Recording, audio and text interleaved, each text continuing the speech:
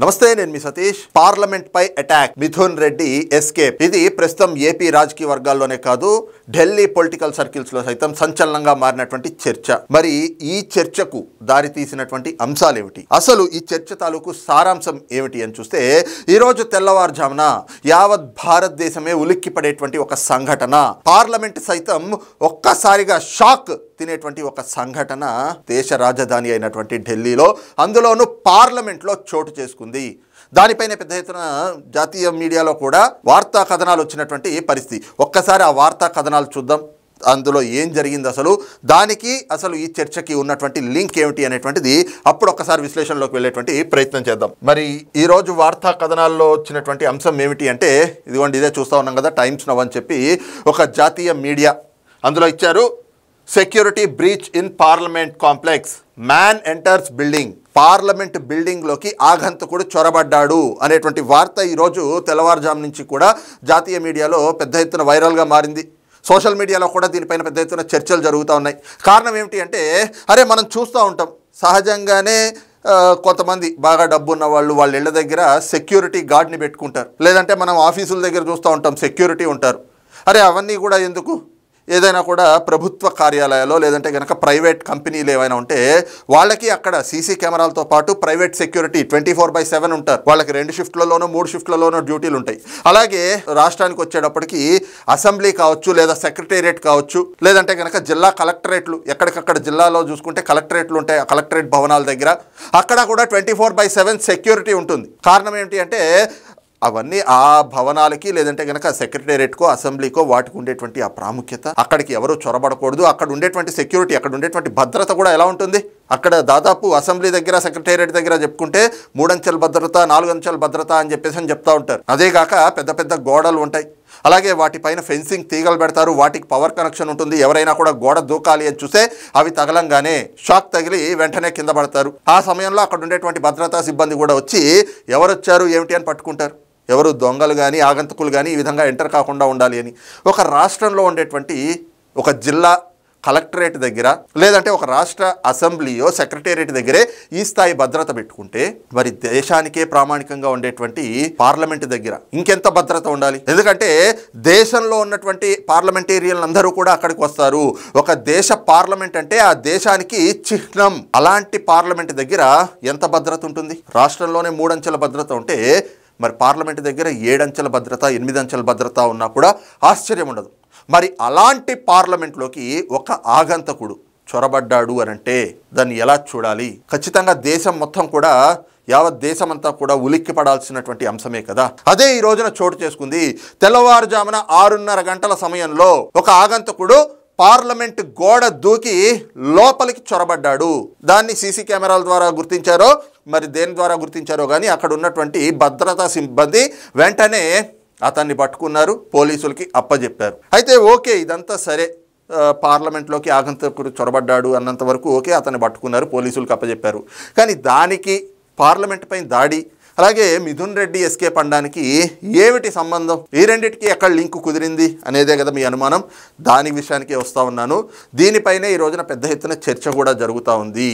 మరి ఆ చర్చకు దారి తీసినటువంటి పరిణామాలు ఏమిటి అనేది ఒక్కసారి క్లుప్తంగా విశ్లేషించుకుందాం. ఏదైతే ప్రస్తుతం ఏపీ రాజకీయాల్ని కుదిపేస్తూ భారతదేశంలోనే సంచలనంగా మారినటువంటి మద్యం కుంభకోణం కేసు, మరి అందరికీ తెలిసిందే. దాంట్లో సిట్ అధికారులు ఏ రకంగా దూకుడు ప్రదర్శిస్తూ ఉన్నారు. ఇంకొక నెల రోజుల లోపలే ఈ కేసు దర్యాప్తును కూడా ముగించాలి అని చెప్పి ఒక డెడ్ లైన్ పెట్టుకున్నారు. ఇంకోవైపున చూస్తే ఇప్పటికే ఆ కేసులో 40 మందిని నిందితులుగా పేర్కొన్నారు, ఇంకో 10 మందిని పేర్కొనబోతా ఉన్నారు. దీనికి సంబంధించి ఆఖరి ఛార్జ్షీట్ని కూడా దాఖలు చేయడానికి ఒక డెడ్ లైన్ పెట్టుకున్నారు. ఈ నెలలోనే అసలు బిగ్ బాస్ ఎవరు అనేటువంటిది కూడా అంతు తేల్చాలి అని చెప్పి సిట్ అధికారులు కంకణం కట్టుకున్నట్లుగా దర్యాప్తు చేస్తూ ఉన్నారు. 100 కోట్లకి పైన 125 కోట్ల రూపాయల ఆస్తుల్ని కూడా ఇప్పటివరకు జప్తు చేశారు. మరి ఈ రకమైనటువంటి పరిణామాల నేపథ్యంలో ఇందులో అరెస్ట్ అయినటువంటి వాళ్ళు కూడా ఎవరయ్యా అంటే, జగన్మోహన్ రెడ్డి గారికి అత్యంత సన్నిహితులు, అత్యంత ఆప్తులు. మిథున్ రెడ్డి జగన్మోహన్ రెడ్డి స్నేహితుడు, ఆయనకు అత్యంత ఆప్తుడే కదా. అలాగే చెవిరెడ్డి భాస్కర్ రెడ్డి జగన్మోహన్ రెడ్డికి అత్యంత నమ్మకస్తుడు, అత్యంత ఆప్తుడే కదా. ధనుంజయ రెడ్డి, కృష్ణమోహన్ రెడ్డి, గోవిందప్ప బాలాజీ, అలాగే చూస్తే కేసిరెడ్డి రాజ్, వీళ్ళందరూ జగన్మోహన్ రెడ్డి అనువాయులు, ఆయనకి ఆప్తులు, ఆయనకి అత్యంత నమ్మకస్తులైనటువంటి వ్యక్తులు. వీళ్ళందరూ అరెస్ట్ అయ్యారు. ఇంకొక నెల రోజుల్లో ఈ కేసుని లాజికల్ కన్క్లూజన్కి తేవాలి అని చెప్పి సిట్ అధికారులు దూకుడు ప్రదర్శిస్తూ ఉన్నారు. మరి లాజికల్ కన్క్లూజన్కి వస్తే ఏమవుతుంది? బిగ్ బాస్ ఎవరు అనేటువంటిది బయటపడుతుంది. అది బయటపడినప్పుడు ఖచ్చితంగా అందరి నోళ్లలో నాంతా ఉందే, బిగ్ బాస్ అంటే జగన్మోహన్ రెడ్డి, ఆయన అరెస్ట్ తప్పదు అనేటువంటిది. మరి ఈ అరెస్టు నుంచి తప్పించుకోవాలి అని చెప్పి జగన్మోహన్ రెడ్డి అనేక మార్గాల్ని అన్వేషిస్తూ ఉన్నాడట. మరి ఈలోపే సిట్ అధికారులు ఈరోజు నారాయణ స్వామి గారిని కూడా ఆయన్ని విచారించారు. ఆయన్ని కూడా అరెస్ట్ చేస్తారు అనేటువంటి ఒక చర్చ జరుగుతూ ఉంది. ఒకవేళ ఆయన్ని అరెస్ట్ చేస్తే, ఆయన్ని కూడా కస్టడీలోకి తీసుకుని విచారణ చేస్తే, మరి ఆయన చెప్పే సమాధానం అందరికీ తెలిసిందే. నాకు తెలియదు, నేనేదో నా మీద ఇద్దరు ఒత్తిడి చేశారు, ఆ ఇద్దరి ఒత్తిళ్ల వల్లే నేను ఆ ఫైళ్ళ మీద సంతకాలు పెట్టాను, నేను లిక్కర్ పాలసీ ఫ్రేమింగ్లో కానీ లిక్కర్ పాలసీకి సంబంధించినటువంటి చర్చల్లో కానీ నేను ఎక్కడా లేను అని చెప్పి అదైతే ఆయన కుండబద్దలు కొట్టేట్టు చెప్పేస్తారు. మరి ఆ మాట చెప్పినప్పుడు ఒకవేళ ఈయన అప్రూవర్గా మారినా, లేదా ఈయన అరెస్ట్ అయ్యి కస్టడీలో విచారణ జరిగినా, ఒత్తిడి తెచ్చిన ఇద్దరు ఎవరు అనంటే ఆ ఇద్దరు పేర్లు ఎవరివి చెప్తాడు అనేటువంటిది కూడా ఈ రోజున చర్చనీయాంశంగా మారింది, ఒక క్వశ్చన్ మార్క్గా మారింది. ఆ ఇద్దరు మరి మిత్రులైన జగన్మోహన్ రెడ్డి, మిథున్ రెడ్డి అవుతారా? లేదంటే కనుక ఎవరికైతే గనక ఈ నారాయణ స్వామి గారు మరి ఈయన నమ్మిన బంటుగా ఉన్నారు, దాదాపు దశాబ్దాలుగా పెద్దిరెడ్డి రామచంద్రారెడ్డికి నమ్మిన బంటుగా, పెద్దిరెడ్డి రామచంద్రారెడ్డి సిట్ అంటే కూర్చుంటాడు నారాయణ స్వామి, స్టాండ్ అంటే నుంచుంటాడు నారాయణ స్వామి. మరి అంత నమ్మకస్తుడుగా ఉన్నాడు కాబట్టి పెద్దిరెడ్డి రామచంద్రారెడ్డి అలాగే మిథున్ రెడ్డి వీళ్ళిద్దరూ ఒత్తిడి తేబట్టి, ఎందుకంటే ఈయనకి మంత్రి పదవి ఇప్పించింది, ఎక్సైజ్ శాఖ మంత్రిగా పెట్టించింది, అలాగే ఈయనకి ఉప ముఖ్యమంత్రి అని చెప్పి ఆ పదవి ఇప్పించింది కూడా పెద్దిరెడ్డి రామచంద్రారెడ్డి. కారణం ఏమిటి అంటే మిథున్ రెడ్డి ముందస్తు ఆలోచనే అనేటువంటి అనుమానాలు కూడా ఈరోజు తెరపైకి వస్తూ ఉన్నాయి. మిథున్ రెడ్డి కూడా లిక్కర్ కుంభకోణంలో భాగస్వామి అవుతాడు కాబట్టి మరి తన తండ్రికి నమ్మిన బంటు, అత్యంత విశ్వాసపాత్రుడైనటువంటి నారాయణ స్వామిని తీసుకొచ్చి ఎక్సైజ్ శాఖ మంత్రిగా పెట్టుకుంటే వీళ్ళు చెప్పినట్లుగా వీళ్ళ గుప్పిట్లో పడుంటాడు, వీళ్ళు ఎలా ఆడమంటే అలా ఆడతాడు, ఏ ఫైల్ మీద సంతకం పెట్టమంటే ఆ ఫైల్ మీద గుడ్డిగా సంతకం పెట్టేస్తాడు. ఇవన్నీ మిథున్ రెడ్డి ముందే ఫ్రేమింగ్ చేసుకుని తన తండ్రి చేత జగన్మోహన్ రెడ్డికి చెప్పించి తాను కూడా చెప్పి పైరవి నడిపి నారాయణ స్వామికి ఉప ముఖ్యమంత్రి, ఎక్సైజ్ శాఖ మంత్రి పదవిని కూడా ఇప్పించాడా. మరి ఆ క్రమంలోనే పెద్దిరెడ్డి రామచంద్రారెడ్డి, మిథున్ రెడ్డి వీళ్ళిద్దరు ఒత్తిళ్ల మేరకే నారాయణ స్వామి మరి ఆ రోజున డిజిటల్ పేమెంట్స్ వద్దు, క్యాష్ పేమెంట్స్ మాత్రమే తీసుకోవాలి అని చెప్పేసి ఆ ఫైల్ మీద సంతకం పెట్టాడా. ఏ విషయాన్ని చెప్తాడు? ఒకవేళ జగన్మోహన్ రెడ్డి, మిథున్ రెడ్డి కలిపి నా మీద ఒత్తిడి తెచ్చారు అని చెప్పకుండా పెద్దిరెడ్డి రామచంద్రారెడ్డి, మిథున్ రెడ్డి కలిపి నా మీద ఒత్తిడి తెచ్చారు అందుకే నేను సంతకం పెట్టా అని చెప్పి నారాయణ స్వామి సిట్ అధికారుల విచారణలో గనక ఆ అంశాన్ని చెప్తే, మరి ఇప్పటికే అరెస్ట్ అయి ఉన్నటువంటి మిథున్ రెడ్డిని సిట్ అధికారులు పోలీస్ కస్టడీలోకి తీసుకుని మళ్ళీ విచారించేటువంటి అవకాశం ఉంటుంది. మరి ఆ విచారణ జరిగితే ఈసారి తప్పక, ఎందుకంటే నారాయణ స్వామి దగ్గర నుంచి అన్ని అంశాలు లాగిన తర్వాతే మిథున్ రెడ్డిని విచారణ చేస్తారు కదా, ఆ విచారణ చేసేటువంటి క్రమంలో మిథున్ రెడ్డి ఇక అనివార్యమైనటువంటి పరిస్థితుల్లో జగన్మోహన్ రెడ్డి బిగ్ బాస్ అని చెప్పాల్సినటువంటి పరిస్థితులు అయితే ఏర్పడతాయి. మరి అలా చెప్తే ఈ నెల రోజుల్లోనే జగన్మోహన్ రెడ్డి కూడా అరెస్ట్ అవ్వడం ఖాయం. అందుకే జగన్మోహన్ రెడ్డి ఒక మాస్టర్ ప్లాన్ వేశాడు. ఆ మాస్టర్ ప్లాన్ ఏమిటి అంటే పార్లమెంట్ పైన దాడి చేయించాలి. పార్లమెంట్ పైన దాడి చేయించి మిథున్ రెడ్డిని అక్కడి నుంచి ఎస్కేప్ చేయాలి. ఈ మాట చెప్తుంటే మీకు అనుమానం రావచ్చు, నీకేమైనా మతిపోయిందా, నీకేమైనా పిచ్చెక్కిందా? మిథున్ రెడ్డి ఆల్రెడీ అరెస్ట్ అయ్యి రాజమండ్రి సెంట్రల్ జైల్లో ఉన్నాడు కదా, మరి అలాంటి మిథున్ రెడ్డి పార్లమెంట్ పైన దాడి చేస్తే అక్కడి నుంచి ఎలా ఎస్కేప్ అవుతాడు? మాట్లాడడానికి ఎక్కడైనా లాజిక్ ఉండాలి కదా, ఏ రకంగా ఈ మాటలు మాట్లాడుతున్నావు అని మీకు అనుమానం రావచ్చు. కానీ ఎస్, ఇక్కడే లాజిక్ ఉంది. జగన్మోహన్ రెడ్డి మిథున్ రెడ్డిని తప్పించాలి, ఎలాగైనా కూడా అతన్ని పరారయ్యేలాగా చెయ్యాలి అని చెప్పి ఒక ప్లాన్ వేశాడట. ఆ ప్లాన్ కూడా ఏ రకంగా, మరి దానికి అసలు పార్లమెంట్కి ఏమిటి సంబంధం అని చూస్తే, ఇప్పుడు జైల్లో ఉన్నటువంటి మిథున్ రెడ్డిని మరి ఆంధ్రప్రదేశ్లో కూటమి ప్రభుత్వం ఉంది. ఈ రోజున మరి ఈ కూటమి ప్రభుత్వంలో డీజీపీ హరీష్ కుమార్ గుప్తా గారు మరి ఆయన అక్కడ డీజీపీగా ఉంటూ ఉండగా మిథున్ రెడ్డిని రాజమండ్రి జైలు నుంచి తప్పించడం అయితే సాధ్యం కానటువంటి అంశం. కాబట్టి జగన్మోహన్ రెడ్డి ఒక ఆలోచన చేశాడట. ఆ ఆలోచన కూడా ఏమిటి అంటే రేపు మిథున్ రెడ్డి కోర్టులో ఒక పిటిషన్ వేసుకుంటాడు. ఆ పిటిషన్ కూడా ఏమిటి అంటే రాజ్యాంగం నాకు కల్పించినటువంటి ఒక హక్కుని నేను వినియోగించుకునే అవకాశం నాకు ఇవ్వండి అని. ఆ అవకాశాన్ని న్యాయస్థానం కూడా ఖచ్చితంగా ఇచ్చి తీరుతుంది అని చెప్పి జగన్మోహన్ రెడ్డి గారికి మరి కోట్ల రూపాయలు అధికారంలో ఉన్నప్పుడు లాయర్లకి, సుప్రీంకోర్టు లాయర్లందరికీ కూడా ఈయన ఇచ్చాడు కదా. అలాగే పొన్నవల్ సుధాకర్ రెడ్డి లాంటి వాళ్ళకి ఇంకా చాలామందికి మేపాడు కదా లాయర్లందరికీ కూడా. వాళ్ళందరూ కలిపి జగన్మోహన్ రెడ్డికి ఒక సలహా ఇచ్చారు. మీరు ఈ రకంగా మిథున్ రెడ్డికి ఆయన బయటకి ఒక్కసారి వచ్చేలాగా న్యాయస్థానం ఆయనకు అవకాశం కల్పించేలా ఓ పిటిషన్ వేయించండి, వాటిని మేము వాదిస్తాం, న్యాయస్థానం ఖచ్చితంగా ఆ అవకాశం అయితే ఇస్తుంది, అప్పుడు ఖచ్చితంగా మిథున్ రెడ్డి బయటకి వస్తాడు.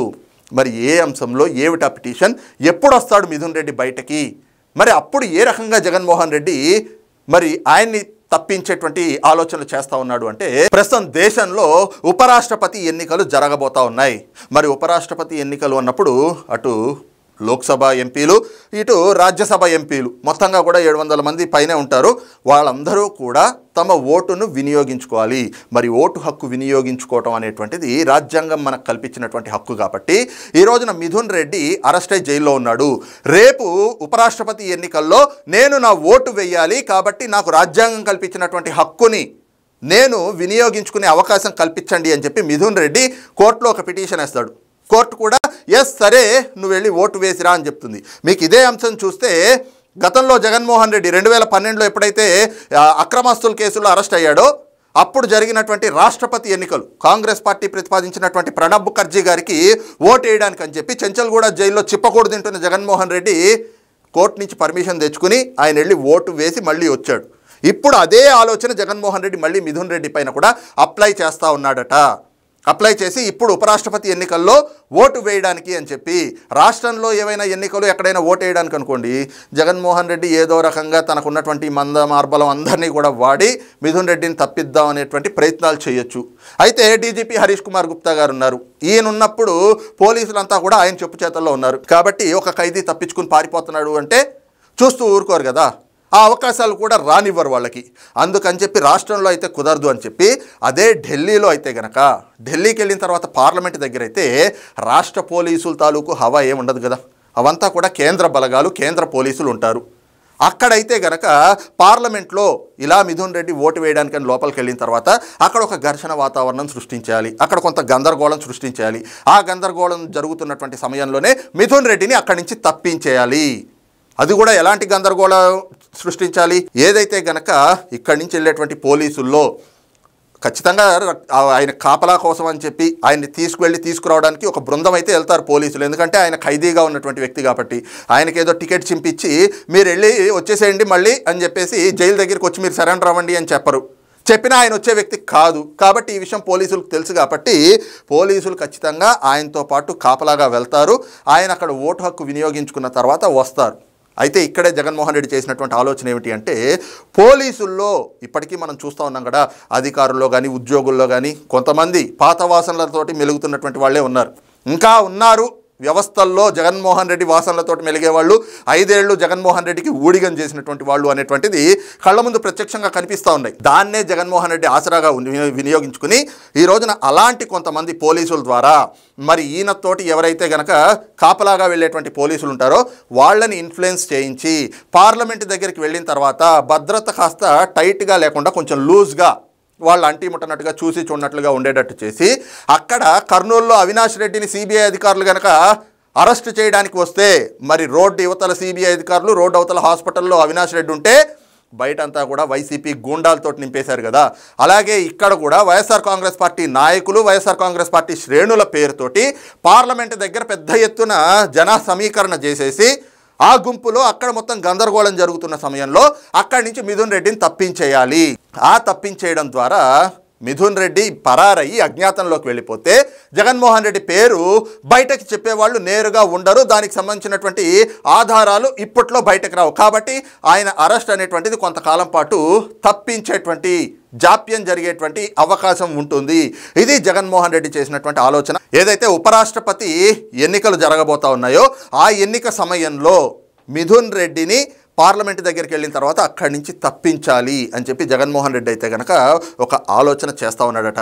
దాని సాధ్యాసాధ్యాలని పరిశీలించడానికే ఈ రోజున ముందుగా మరి ఒక వ్యక్తిని ఈ రకంగా పార్లమెంట్లోకి దూకటం లేదంటే అక్కడి నుంచి తప్పించుకోవటం వీటికి ఏమైనా సాధ్యాసాధ్యాలు ఉంటాయా ఉండవా అని చెప్పి చూడడానికి మరి ఈరోజు పార్లమెంట్లోకి ఆగంతకుడు చొరబడ్డాడు అంటే అతను కూడా జగన్మోహన్ రెడ్డి పంపినటువంటి మనిషేనా అనే దిశగా కూడా కొన్ని అనుమానాలు వ్యక్తమవుతా ఉన్నాయి. ఎందుకంటే కాదేది కుట్రలకు అనర్హం, కాదేది జగన్మోహన్ రెడ్డికి అనర్హం తెలిసిందే కదా. సొంత చిన్నాన్ననే గొడ్డలి పోటు వేయించి నారాసుర రక్త చరిత్ర అని చెప్పినటువంటి ఘనుడు జగన్మోహన్ రెడ్డి. మరి అలాంటి జగన్మోహన్ రెడ్డికి మిథున్ రెడ్డిని తప్పించడానికి ఒక వ్యక్తిని పార్లమెంట్లోకి దూకించడం లేదంటే మళ్ళీ అక్కడి నుంచి తప్పించుకునే మార్గాలు ఉన్నాయా, అక్కడ సెక్యూరిటీ ఎలా ఉంటుంది ఏమిటి, ఇవన్నీ కూడా ముందే ప్లాన్ చేసుకోవడానికి ఇలాంటి చర్యలకు పాల్పడకుండా ఉంటాడా? ఎవరైనా నమ్మగలుగుతారా? మరి ఈ రకమైనటువంటి అనుమానాలు రావడంలో అయితే కనుక ఎక్కడ ఆశ్చర్యం లేదు కదా. కాబట్టి జగన్మోహన్ రెడ్డి పంపిన మనిషే ఈరోజు దూకాడా అన్నటువంటి అనుమానాలు కూడా వ్యక్తమవుతున్నటువంటి నేపథ్యంలో ఖచ్చితంగా రేపు మిథున్ రెడ్డి అయితే గనక ఉపరాష్ట్రపతి ఎన్నికల్లో ఓటు హక్కు వినియోగించుకునేటందుకు వెళ్తాడు. ఆ సమయంలో కూటమి ప్రభుత్వం అలాగే ఆయన పంపేటువంటి పోలీసులు ఎవరైతే కాపలాగా పంపుతారో ఆ పంపేటువంటి పోలీసుల్ని కూడా 1-2 సార్లు వాళ్ళ ట్రాక్ రికార్డ్ పరిశీలించి అలాగే కొంత స్ట్రిక్ట్ టైట్ ఆఫీసర్లనే పంపించాలి మిథున్ రెడ్డి వెంట. అలాగే అక్కడి నుంచి ఎక్కడ గందరగోళం జరగకుండా ఒకవేళ జరిగినా మిథున్ రెడ్డి తప్పించుకోకుండా ఇప్పటి నుంచే జాగ్రత్తలు తీసుకోవాల్సినటువంటి ఆవశ్యకత మాత్రం కూటమి ప్రభుత్వం పైన కనిపిస్తూ ఉంది అన్నటువంటి అభిప్రాయాలు కూడా రాజకీయ పరిశీలకుల నుంచి వ్యక్తమవుతా ఉంది. మరి ఈ అంశం పైన మీ అభిప్రాయం ఏమిటనేటువంటిది కింద కామెంట్ సెక్షన్లో మెన్షన్ చేయండి. Thank you.